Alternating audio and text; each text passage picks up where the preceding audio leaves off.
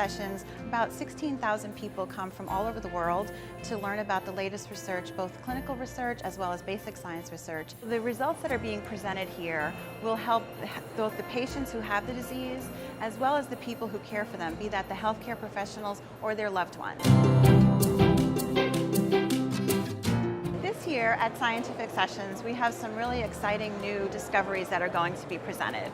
Some of the things that I'd really like to highlight are, first of all, we have the results of some clinical trials coming out in which new technologies for continuous glucose monitoring will be presented.